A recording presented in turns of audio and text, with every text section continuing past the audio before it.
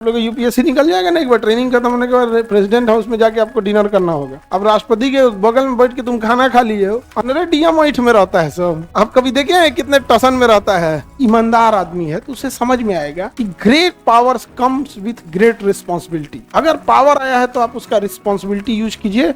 Otherwise में रावण और मर्यादा पुरुषोत्तम राम में ये थोड़ी सी बारीकियां थी। राम जी के पास भी अथाह ज्ञान और पावर था, रावण के पास भी अथाह ज्ञान और शक्तियां थी। बस एक चीज समझ में आ गया,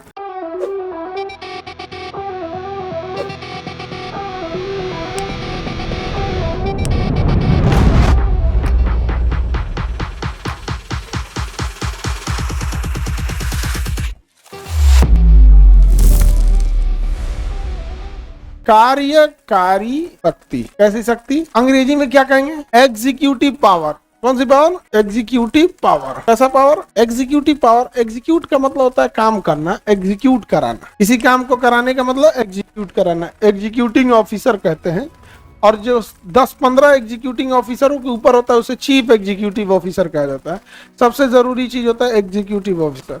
किसी भी चीज को बर्बाद करना है ना तो उस डिपार्टमेंट के एग्जीक्यूटिव ऑफिसरों को बर्बाद कर दीजिए, क्योंकि टॉप लेयर से आइडिया आएगा, अच्छा ये काम कर दो, नीचे वाला ठीक है कर देंगे, फिर भुला जाएगा, छोड़ देगा ही नहीं, कर उस चीज को बर्बाद कर देना होता है। उसी को क्या का एग्जीक्यूशन बर्बाद करना। एग्जीक्यूशन का सारा पावर किसके पास है? राष्ट्रपति का। तो भैया ये तो पागल हो जाएगा, इसके पास 50 काम है एग्जीक्यूटिव पावर में, तो ये तो खुद कर ही नहीं पाएगा।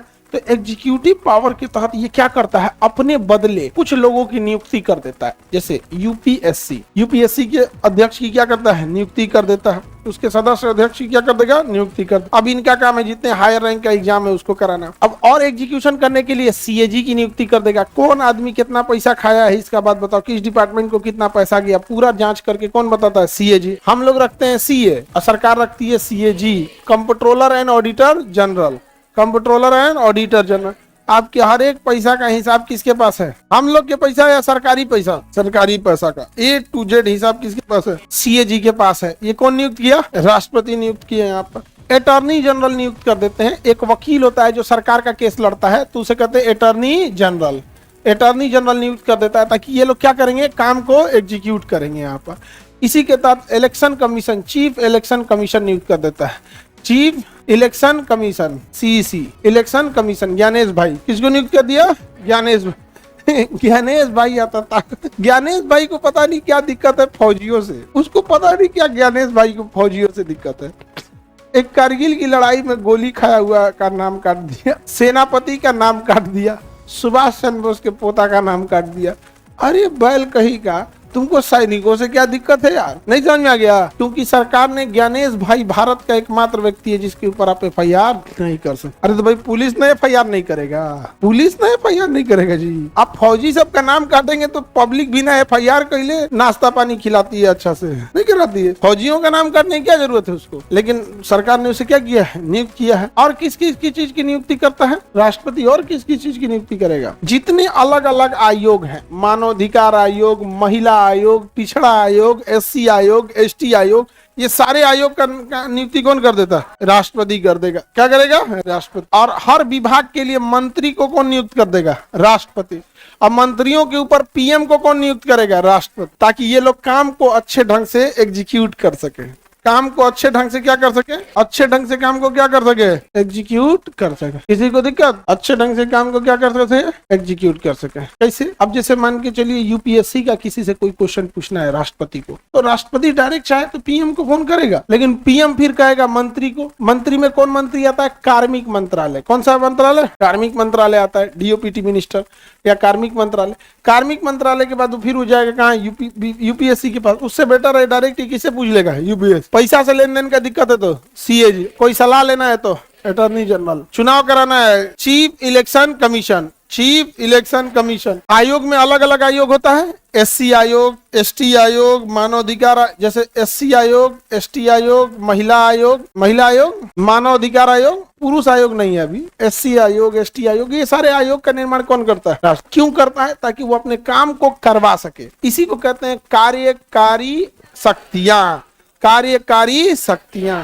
खुदे करेगा सारा काम, पगला जाएगा। जैसे यूपीएससी एग्जाम कंडक्ट कराया यूपीएससी, फिर उनको ट्रेनिंग दे देगा, सब कुछ दे देगा, फिर एक साल बाद उन लोग को लाएगा राष्ट्रपति भवन में एक दिन डिनर के लिए। तो सारा चीज कोऑर्डिनेट रहता है कि मैम हमने यूपीएससी वाले जितने अधिकारी हैं तो सारे लोगों की ट्रेनिंग करा दी है, इसमें इतने आईएएस हैं, इतने आईपीएस हैं, इतने रेवेन्यू ऑफिसर हैं, इतने ये है, ये जितना।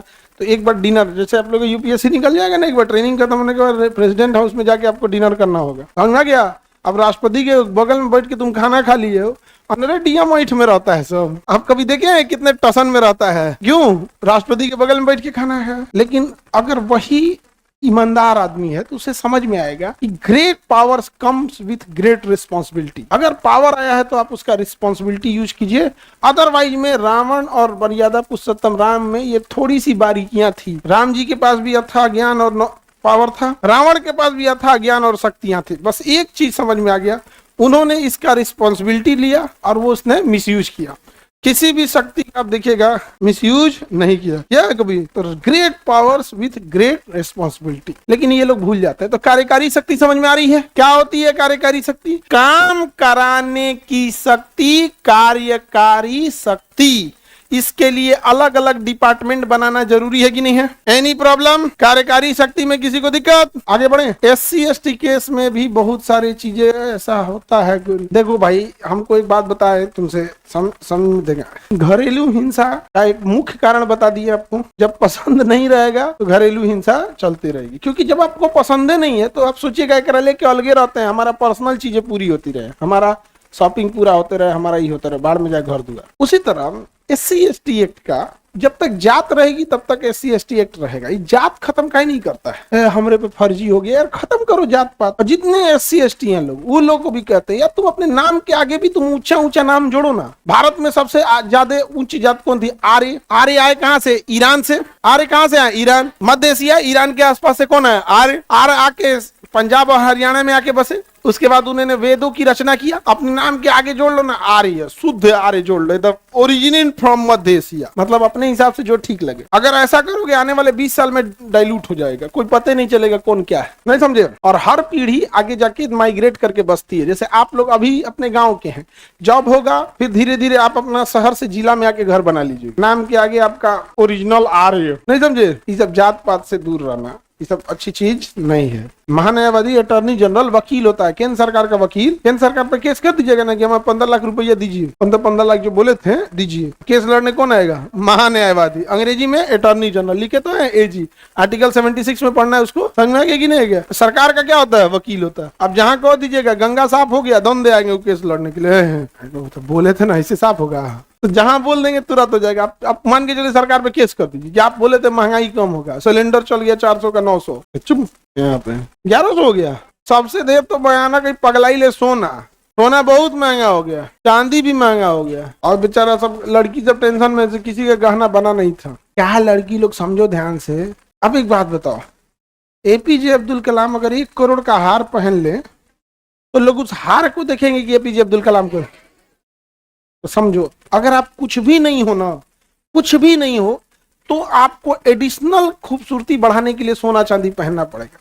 नाम के आगे SDM, DSP, DM, SP, additional commissioner, ये सब जुड़ा रहेगा ना, ऑटोमेटिक वो सुंदरता बढ़ा देगा। जरूरत ही नहीं है आपको, और आपको खुद खराब लगेगा। जैसे मान के चलिए आप डीएम बन गई तो क्या कहिए, ये हार पहन के ऑफिस थोड़े जाएंगे, है ना, ये फालतू लगेगा। सोचिए, बनते आपकी सोच बदल जाएगी। और अगर आप कुछ भी नहीं है तो हार पहन ले ही पहन ले, आप समझिए मेंटेलिटी आपकी खुद ही बदल जाएगी। आप ही बताओ, आप में कोई एसपी बन जाएगी, यहाँ स्टार दिखेगा कितना? 3। वो 9 लाखा का बाप है, मुझे 9 लाखा दिला दे गाना है ना, अरे तोरे 9 लाखा का बाप है वो, समझा गया। तो आप 9 लाखा मत मांगिएगा, गया जमाना। वो कंधे पे कितने? 3 स्टार। 9 लाखा का क्या है? बाप है। यहाँ पे जब खड़े हो गए लोग ना, तो वहीं पे अगर बस इतना कहेंगे रिस्पॉन्सिबिलिटी से, हम खड़े हो गए, मतलब इधर से तुम चूचा नहीं कर सकते हो। बाप है ये सब 9 लाख का। साइड कीजिए सब छोटा मोटा चीज को, बड़े लेवल की थिंकिंग सोच के देखिए। आप खुद से सोच के देखो, आप में कोई एसडीएम बन गई, आप गहना पहन के ऑफिस जा सकती हैं? नहीं जा सकती हैं। इवन अगर कान में कभी बहुत लंबा रहेगा ना, तो छोटा पहन गई, ऑफिस में ठीक नहीं ना लगेगा। थिंकिंग कैसे बदल गई? तुरंत बदल गई। तो ये सब चीजें से ध्यान नहीं दीजिएगा, अपने आप को उस ले जाएगा। बाहर में जाए, सोना महंगा हो गया तो क्या हो गया? यहाँ पे आपकी मेहनत अभी भी आपके कंट्रोल में है, मेहनत कीजिए। 3 स्टार इस कंधे पे, 3 स्टार आसमान के हजारों स्टार से ज्यादा वैल्यू रखते हैं, उस पे जाइएगा अपने।